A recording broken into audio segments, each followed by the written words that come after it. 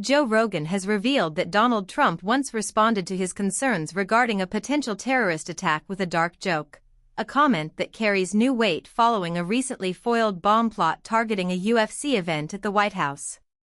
Rogan shared the anecdote during a recent episode of The Joe Rogan Experience while reflecting on a major night in the sport alongside UFC star Justin Gaethje. The conversation arrives in the wake of the Justice Department announcing charges against 5 men accused of plotting an attack on UFC Freedom 250, which was scheduled to be held on the White House grounds. According to the U.S. Attorney's Office, the suspects conspired to plan and execute a mass casualty event targeting U.S. officials in attendance. Federal prosecutors allege that the group intended to deploy explosive-laden drones to force an evacuation, followed by the use of snipers to fire upon high-value targets within the fleeing crowd. FBI Director Kash Patel confirmed that authorities were made aware of the threat on June 10 and moved quickly to intervene. Thanks to the rapid action of the FBI, our partners, and the Department of Justice in a multi-state operation, multiple individuals are now in custody, Patel stated, confirming the planned attacks were stopped cold. Reflecting on his past conversation with the former president, Rogan recalled Trump's nonchalant response to the threat of terrorism, "We gotta go somehow." It is impossible to listen to Joe Rogan recount that chilling, dark joke from Donald Trump without feeling the weight of the moment we are currently living through. When we look at these two men, figures who have undeniably shaped the cultural and political landscape of the 21st century, we aren't just looking at celebrities, we are looking at two titans of unconventional influence. Joe Rogan, born in Newark, New Jersey, and raised largely in Newton Upper Falls, Massachusetts, began his journey in the world of martial arts, becoming a state champion in Taekwondo before finding his way into the gritty, neon-soaked world of stand-up comedy in the late 80s. Most people remember him as the guy who hosted Fear Factor or played Joe Gorelli on news radio, but those who have followed his trajectory know that his true evolution occurred in the garage studio setting of the Joe Rogan Experience. He transformed the medium of the podcast, turning long-form, unedited conversation into the premier political and cultural forum of our time.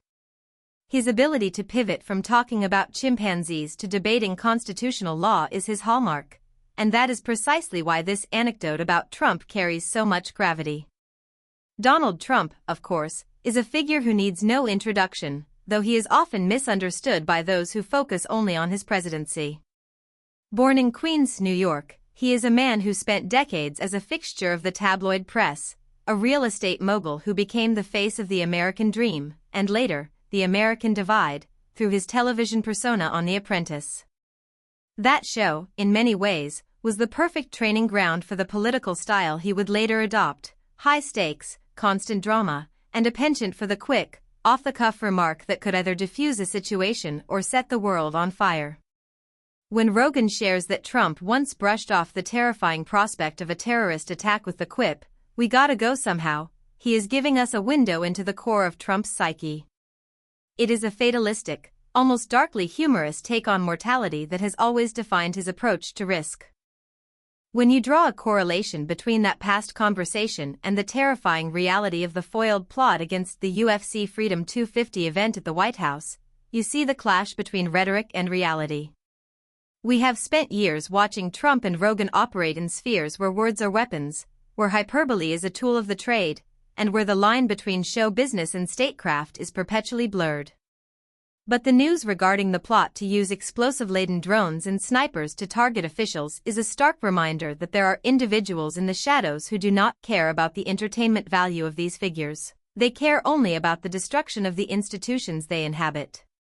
The fact that the FBI, under Director Kash Patel, had to intervene in a multi-state operation to prevent a mass casualty event is a sobering return to the reality of the post-9/11 world, a world that both Rogan and Trump have navigated in their own ways.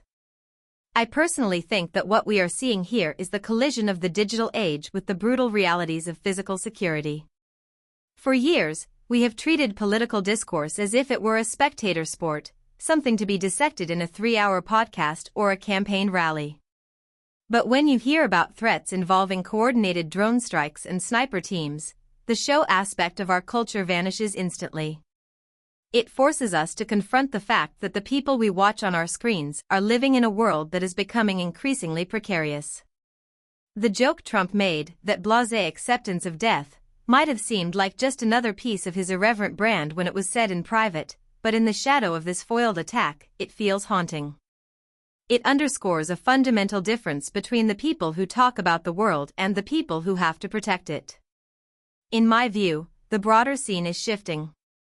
We are moving away from an era where we could afford to treat these figures as mere entertainers. Whether you are a fan of Rogan's unfiltered approach or a supporter of Trump's populist defiance, the incident at the White House highlights how the temperature of the nation has reached a boiling point. The conspiracy mentioned in the indictment, the plan to create a mass evacuation and then target those fleeing, is not the plot of a movie. It is an act of calculated, domestic terror. It shows that the vulnerabilities of our infrastructure, particularly during high-profile events, are being studied by those who wish to do us harm.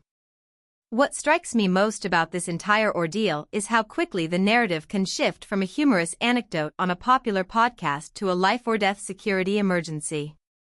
Joe Rogan has spent his career building a platform based on authenticity, yet even he seems stunned by the proximity of this violence to the world he occupies. Trump's reaction, while consistent with his long-established persona, now feels like a relic of a time when the stakes were discussed in theoretical terms. We are no longer in the theoretical phase.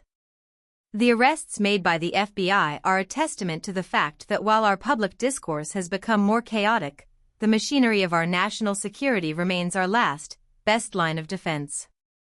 Looking forward, I believe this moment will act as a sobering catalyst for both of these men.